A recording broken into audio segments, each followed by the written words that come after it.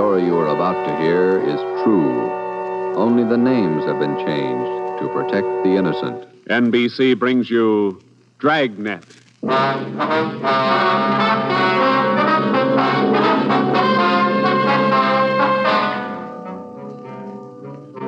You're a detective sergeant. You're assigned to robbery detail. A ruthless fiend roams the streets of your city masquerading as a police officer. For months, helpless citizens have been robbed, beaten senseless, and kidnapped. The criminal is a twisted genius, vicious, cunning. Your job is to get him. Dragnet, the documented drama of an actual crime, investigated and solved by the men who unrelentingly stand watch on the security of your home, your family, and your life.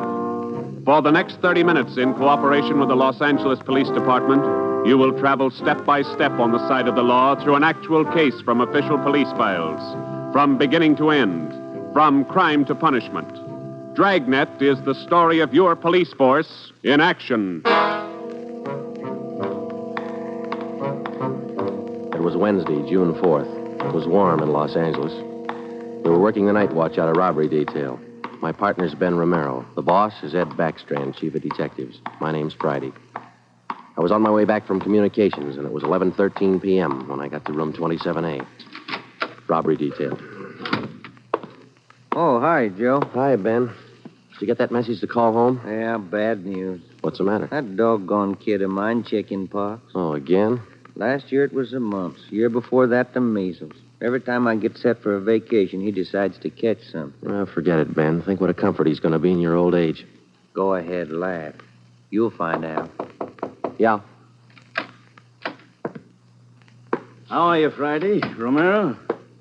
Fine. What can we do for you? You don't look like you remember me. Oh, no, wait a minute. Name's Savage, isn't it? George? It's Johnny, Sergeant. Johnny Savage. You remember now? Oh, sure. Those liquor store robberies out in the Wilshire district. About 7 years ago, wasn't it? 10 years, Romero. You ought to remember that. You were at the trial. We testify in court every week. 10 years is a long time. It's longer in the state pen. It's a lot longer. Yeah, you cried a little at that trial, didn't you, Savage? You said we beat that confession out of you. Yeah, that's why I figured I'd drop in for a little visit. Kind of apologize to you fellas.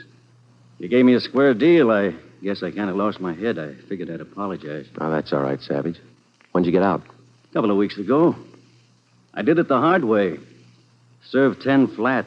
I don't know my day. You find a job yet? Yeah, Friday. I'm working nights. What kind of a job? Laborer in a warehouse, south end of town. Good. You decided to level? 10 years in prison's a long time. You learn a lot of things. Nights are long, you think a lot. You get things straightened out. I hope you mean that. Sure, I mean it, Friday. I've got everything straightened out. I know who my friends are, and I know who to watch out for. You sound like maybe you're on the right track. I got it figured, Romero. Not like you two fellas. You caught me red-handed, and you sent me up for 10 years. Well, you did all right, Savage. 5 armed robberies. You got off pretty easy. You got a break, Savage. Make the best of it. Sure, I'm not kicking. 10 years, a real break. That's right. Well, just dropped in for a little visit. Maybe I'll see you fellas sometime. All right, Savage? Keep your nose clean? Sure. No hard feelings. No. You just took 10 years of my life, that's all. There's no such thing as a man going through prison without changing. And Ben and I have seen him switch in both directions. Some men learn their lesson after they land behind bars, and when they're released, they turn into good citizens. Johnny Savage was sour. We made a mental note to check him out later on, and then we went down to the record bureau and pulled his coming out mug. That's about all that we had time for, because about an hour later, we started to get busy. Hot shot, Joe. Grab it. On the corner of Selma and Naples, the drugstore, 211 and probable attack. On the corner of Selma and Naples, 211 and... What you got, Joe? Selma and Naples, 211 and attack. Come on.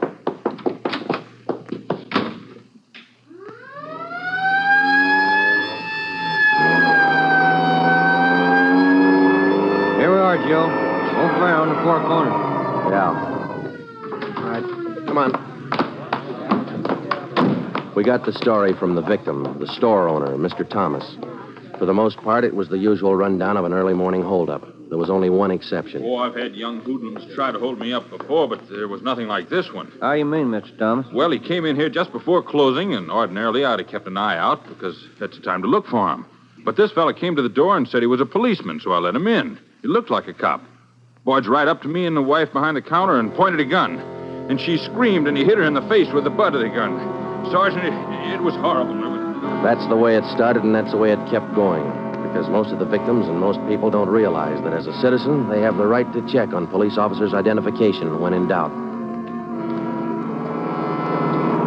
After we got the story from Mr. Thomas and checked the store in the neighborhood, Ben and I headed back for the office. Attention, all units. At the end of North Baxter Road near Hillcrest, victim of 211 and slugging. Car 7172, take the call. Code 3. Attention, all That's units. 4 blocks away from the last one. Let's roll on it, huh, Ben? Right, I'll hit the siren. You get the light. By the time Ben and I got up to the end of North Baxter, the men from car 71 were already there. The victim was telling his story. His face looked like it had been through a meat grinder. I was just shifting the car into second to make the hill when I hear this siren behind me, and I see this red light flashing in the side view mirror. Well, naturally, I pulled over to the curb, and I was just reaching for my driver's license when the cop runs up, yanks me out of the car, and starts clubbing me in the face with the butt of his gun. Did you get a look at him? Think you can describe him? No, I'm afraid not. He swung me around and kept me staring into that red light on his car all the time he was beating me. After a while, everything just went black. When I woke up, my wallet was gone, all my money's... 45 minutes later, Ben and I were interviewing the third victim, a young housewife out in the Wilshire district. Same trademark. I tried to tell him, Sergeant. I tried to tell him I didn't have any money, but he wouldn't listen. He kept holding me by the throat, beating me with his fist like he enjoyed it. Beating me. Yeah, all right, Mrs. Jameson. Could you tell us how he got in the house? He came in the front door and rang the bell. I opened the door, but I left the burglar chain on. He said he was a policeman. So when he demanded I open the door all the way, I did. Then he grabbed me. And you can't describe the man for us, Miss Jameson? He was tall, and he had dark hair and big hands. That's all. It was like a nightmare. A horrible nightmare.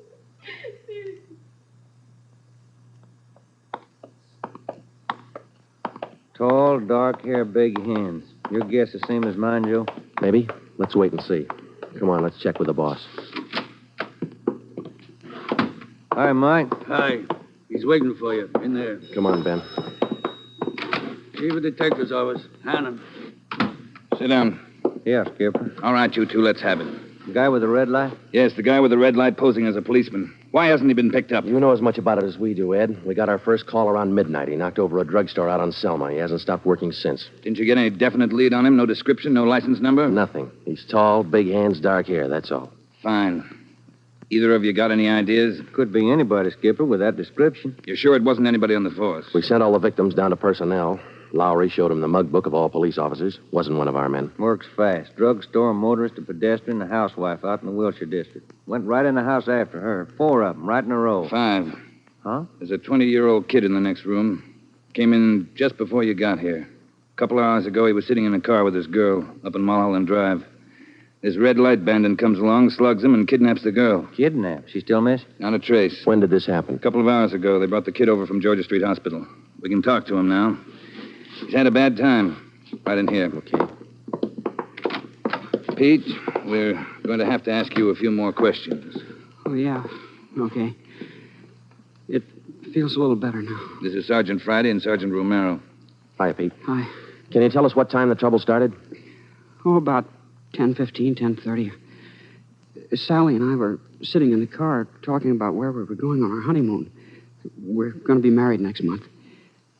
And then this car pulls up behind us and starts flashing a red spotlight on us, and a guy runs over and pulls open the door. He said he was a cop. Did you get a good look at his car, Pete? I think it was a black sedan. Did you get a look at the man, Pete? No, I didn't. It was pretty dark, and he kept me staring into that red spotlight. It all happened so fast. Then he started slugging me, and I went down. What happened then? Well, the next thing I knew, Sally was screaming. He had one hand on her throat, and he had her backed up against the side of the car. He was beating her with the other hand. Some kind of a short billy club. Well, I got up and I started for him, and he slugged me again.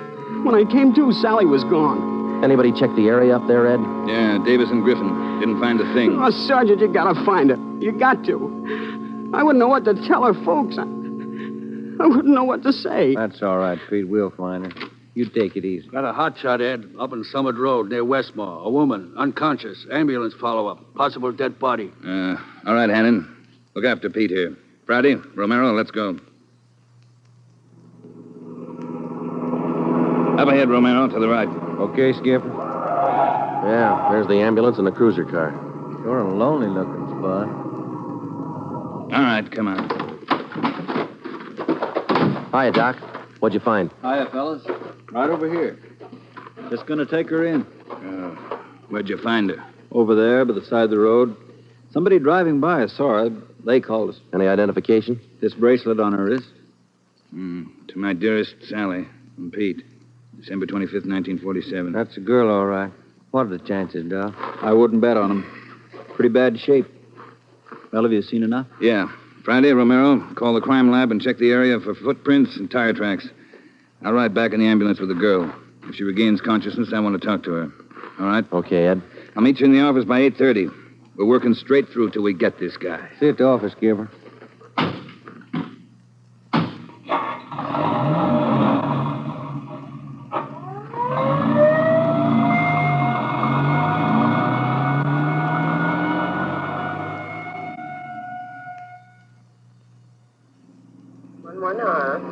What time you got, Ben? 7 minutes to 4. Long night. Hey, that car up there ahead. Let's take a look at it, huh? Black sedan. Hey, look, he's flashing a red spot on that convertible. Come on.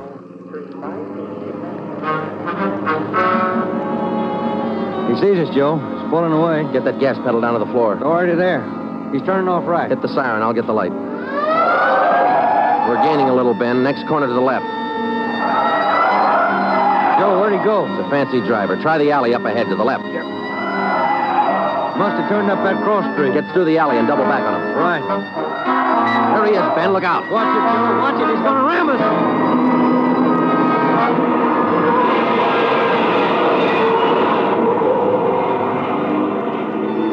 We got hit just in front of the rear bumper. Our car was forced into the curbing and it turned over. He was real lucky. He kept right on going. But this time, Ben and I were sharing the luck. All we got out of it was a couple of nasty cracks in the head and a few bruises, but it was enough to keep us in a hospital under observation for a day. By this time, Ed Backstrand was fuming. So were the newspapers. During the day we spent in the hospital, the Red Light Bandit went on a real blitz. He pulled 6 more jobs, 1 liquor store, 2 residential holdups, and 3 car robberies. 5 of the 6 victims were slugged and beaten. Davis and Griffin had taken over for Ben and me, and by the time we got back on the job, they'd built up a lead for us. We've been working with Wilkerson up in auto theft, Joe.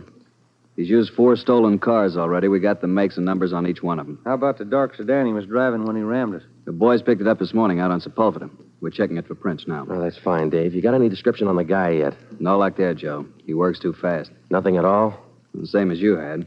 Tall, black hair, big hands. Loves to use them. Friday, Romero, got a minute? Okay, Skipper. Check you later, Hyundai. Sure thing, boys. Sit down. How do you feel? Pretty fair, Ed. Little stiff here and there. All right, did Davis fill you in? Up to date. Okay, I just called the doctor who's handling Sally Wilder, Pete's girlfriend, you remember? Oh, yeah. She's been in pretty bad shape since we found her up there on Summit Road. This morning she took a turn for the better. She's conscious, and her doctor thinks she might be able to talk to us a little bit. Good. When? About an hour. I cleared it with the doctor and with her family. You'll only be able to stay a couple of minutes, so make the most of them. That's all. All right, Ed. We'll check with you later. Say, Joe, Ben, here's some mail came for you fellas while you were gone. Oh, thank you, Mike. We're going over to the county hospital. We ought to be back in a couple hours. Okay. Say, there's been a couple of phone calls, too. Yeah, anything important? I don't think so. The guy just called to say hello. Said his name was Johnny Savage. He just called to say hello. I presume you men are aware of the girl's critical condition. Yeah, that's right, Dr. Froman. We saw her before she was taken here at the hospital. Yes. You understand, of course, that you'll be able to see her for only a few minutes, and please try your best not to excite her, huh? Right, Doctor.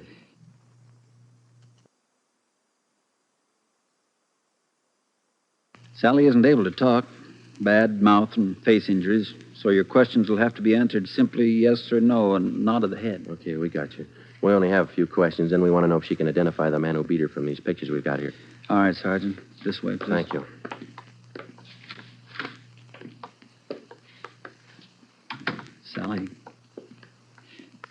Sally, these gentlemen are from the police department. They'd like to ask you a few questions. Now, there's no need to be nervous or afraid. Just simply nod your head yes or no.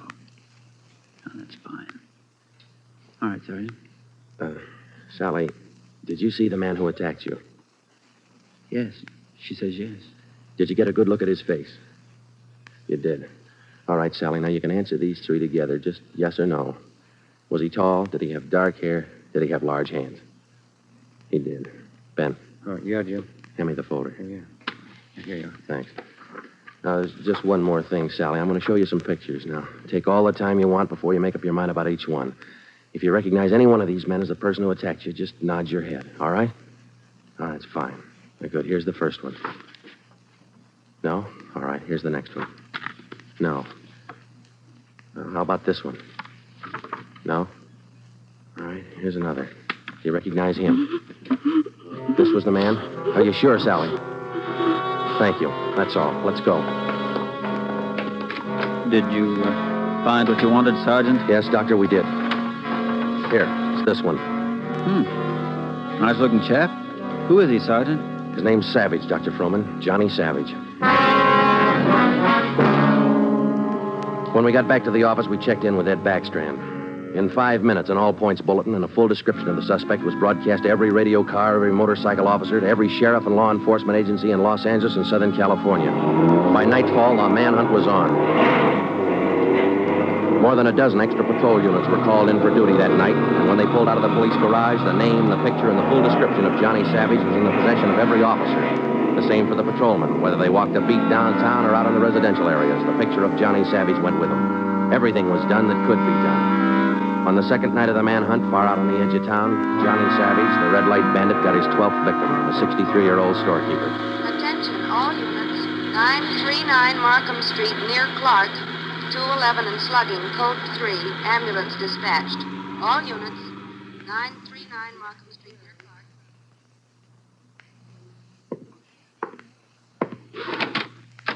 Here it is, Skipper. Tie-in. What'd you get? Wilkerson lifted the prints off that black sedan that rammed Joe and me. Yeah? They belonged to Johnny Savage. Yeah, good. That storekeeper last night. It is Savage, all right. Victim identified him from his mug. All right. We got enough in this Savage guy to put him on ice for life. All we have to do now is to get him. Now, look, the way we figure it, Ed, this red light bandit is using stolen cars with cold plates, so there's no way of tracking down the cars at regular commercial garages. He's got to be renting private garages someplace around town. All right, let's get the neighborhood patrolman on the job. Advertise it. All over town. It's a city ordinance, isn't it? People who rent private garages are bound by law to register the car and license number with the police. Start a campaign if you want, but find those cars. Right. Yeah, wait a minute. Hello, Backstrand. Yeah? When? I see. Yeah, thanks. What is it, Ed? It was the hospital. About the girl, Sally. Sally Wilder? What about her? She died 5 minutes ago. That night, everybody went back on the job as usual. The cruiser cars, the patrolmen, the motorcycle officers, and about a dozen decoy cars. Armed policewomen riding alone in cars or parked in lonely spots with a police officer escort. Our car, 80K, was still in the garage for repairs, so they assigned us another one. And we started to make the rounds. Everything was usual. Except one thing. We weren't tracking down just a thief anymore or a sadist who liked to beat people's faces in. We were out to get a murderer. It was a perfect night for the suspect. Dark, no moon. I gave Ben 2-to-1 odds, and I put up $5 that we'd get Savage that night. I lost the $5. We cruised until 7 the next morning, but there wasn't even a nibble. We had breakfast at the Federal Cafe, a little restaurant down the street from the city hall, and it was about 8:15 when we got back to the office. We were pretty tired. Robber detail, Romero. I would like to speak to Sergeant Friday. Just a minute. It's for you, Joe. Okay, thanks. Friday talking. Sergeant Friday, I want to talk to you. Well, I'm listening. Go ahead. I want to talk to you in person as soon as possible. Can't you tell me over the phone? What is it? I cannot tell you over the phone. It is very important. Can you come now? Well, now, look, mister, I'm awful sorry, but we're very busy down 554 Ramona Avenue. Can you come now? Well, what's this all about? Who is this speaking? My name is Carl Savage. My son's name is John.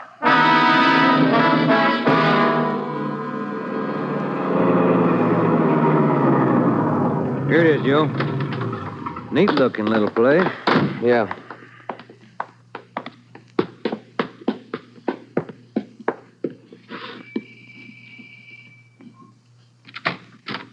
Yeah? I'm Sergeant Friday. You Mr. Savage? Yeah, come in. Okay. This is my partner, Sergeant Romero. How do you do?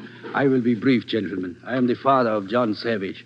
I wish for you to catch him. I will help you. I noticed the name on the mailbox outside, Mr. Savage. Changed your name lately? I changed my name 10 years ago when John first got into trouble. My own name I had to change. The shame. Always from him, my son. Shame. Mr. Savage, has your son been home since he got out of prison? Yeah, many times to ask for money. I would not give him any, so he struck me. Last night I read in the newspaper the little girl he beat up. She is dead. Then I make up my mind. Do you know where your son is now, Mr. Savage? Not now, no. But our garage has a car in there. It is not his, I know. Also in the garage, I find many license plates. I find spotlights with red glass lens. But you don't have any idea where we could find him. No, but he will come back. He always comes back for money. We're going to station an officer here in the house, Mr. Savage. Anything you want, if it will catch him. He's bad, Sergeant. Like something poison. All through, he's bad. See a sewing basket over there, Mr. Savage. The wife live here with you? 10 days ago, before this starts, I bury Gertrude, my wife, his mother. Sergeant, for 10 years she is sick, but for 10 years she stays alive to see him from prison. 10 days ago, she died. He did not even come to the funeral. Did your son have any idea that you might call us? No, I don't think so. But when you catch him, give me a gun. With my own 2 hands, I will kill him. Johnny Savage. Before we left, we called Ed Backstrand and we brought him up to date. He sent 3 detectives out to relieve us, Davis, Griffin, and Marsh. We told them to keep an eye on the house and the stolen car in the garage. That night after dinner, Ed Backstrand, Ben, and I went out and relieved them. We parked the cruiser car in the garage next door, and then we took up our posts. Carl Savage had a light supper, and then he went to bed about 9. The 3 of us sat at the front windows in the darkened house, and we waited. Ben kept his eye on the garage. Outside, across the city, the manhunt continued as usual. 3 hours went by. The waiting got monotonous. Friday, Romero, look alive, will you? Oh, yes, Skipper. I'm sorry. That clock's enough to put anybody to sleep. What time you got? 12:23 a.m. Thanks. The clock kept ticking. We were tired. We took turns keeping each other awake. At 10 minutes past 2, I looked at my watch, and then I settled back and tried to find some kind of a comfortable position. They started so faintly, it was just like the ticking of the clock. Same rhythm. And then they came closer, and the sounds got out of rhythm. Backstrand's head came up with a snap. Friday, Romero, you hear that? Yeah, Ed. Get up to the window, watch the curtains. You see anything? Yeah. Yeah, somebody's coming. Savage? Can't tell. Wait a minute, he's slowing down. He's going up the driveway to the garage. He's going inside. That's him. Come on. Watch it, he spotted us. He went over that fence into the yard. There he is, Friday. You hit him, Joe? Maybe. He's going for the street. He's headed for that car, Ed, that sedan up on the corner there. Yeah, Romero, go back and get the car. Right, Skipper.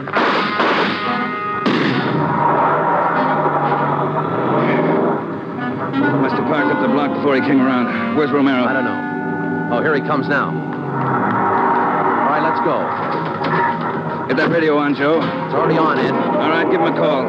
Any sign yet? No, nothing so far. Next corner to the right, Ben. Unit 80K to Control 4. 80K to Control 4. Control 4 to Unit 80K. Go ahead. Clear and keep frequency 4 open. This is an emergency. 80K, roger. Frequency 4, open and clear. Attention, all units on frequency 4. Stand by. 80K, go ahead.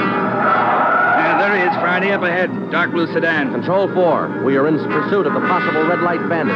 Suspect is driving a dark blue 1949 sedan. License number in the 7 column. 61 Robert 784. Use caution. Suspect is armed. Code 3. Attention, all units. Attention, all units. Unit 80K now pursuing possible red light bandit. Suspect is driving a dark blue 1949 sedan. License number in the 7 column. 61 Robert 784. Use caution. Suspect is armed. Code 3. Your location, 80K. Control 4, we are headed east on Wilshire Boulevard, crossing La Brea. Attention, all units. Suspect is headed east on Wilshire Boulevard, crossing La Brea. Watch it, Romero. Don't lose him. I see him, Skipper. Control 4, still pursuing red light bandit. Headed east on Wilshire, now crossing Rossmore. Attention, all units. Suspect is still headed east on Wilshire, now crossing Rossmore. Suspect is armed. Use caution. Code 3. That truck pulling out up ahead. Hit the siren, will you, Skipper? Yeah. Hold on, it's a tight squeeze. Leaning on him, Romero. A lot of traffic up ahead. He's got to slow down. Control 4, suspect headed east on Wilshire, crossing Western Avenue, closing in. There he goes. Took a right down Sherman Alley. It's a dead end. Yeah. Control 4, suspect turns south into Sherman Alley, closing in on suspect. Attention, all units. Suspect has turned south into Sherman Alley. Suspect is trapped. Converge on Sherman Alley. There he is, Skipper. Pulling up ahead. He's jumping out. All right, take the mic, will you, Ed? Here. Come on, Ben. I'll direct the other cars in. If you need help, holler. Right, Skipper. All right, which way to go, Ben? Down between those buildings. Come on. He's starting up the back fire escape. All right, keep him busy. All right, Savage, come on down. He wants to go to Roughwood. One more chance, Savage. Come on down. No use, Joe. He's heading up for the roof. Come on. He climbs like a monkey. Come on, let's get him. Yeah, all right. Come on. Here, I'll give you a hand. Here's the roof. All right, where'd he go? I don't know. Let's spread out. All right, Savage, you're through. Throw your gun out. Come out with your hands up. Watch it, Joe. He's running for the edge. He's going to jump. I'll get him. All right, up. Guy back here. You lousy copper, you dirty, lousy cop. I'll kill you, man. You're through, Savage. You're through.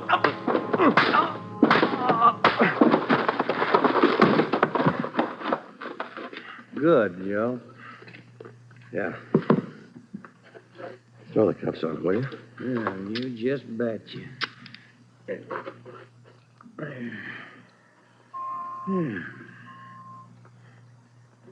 You want to smoke? Yeah, I can sure use one. Thanks. Quiet up here. Yeah. I was just thinking. Well? Carl Savage, this guy's father. Mm-hmm. What about him? Nothing. What would you do, Ben, if your son was a murderer?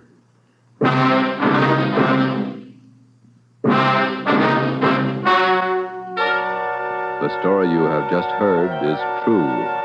Only the names were changed to protect the innocent. John Savage was tried and convicted of murder in the first degree. He was executed in the lethal gas chamber at the state penitentiary.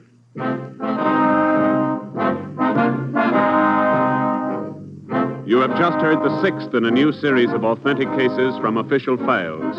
Technical advice for Dragnet is furnished by the Los Angeles Police Department. Tonight's program is dedicated to Patrol Officer Robert Steele of the Montana State Highway Patrol, who on the morning of November 2nd, 1947, gave his life so that yours might be more secure.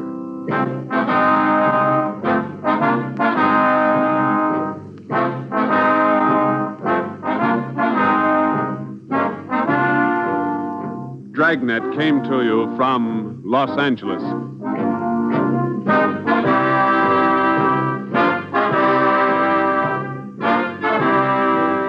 This is NBC, the national broadcasting company.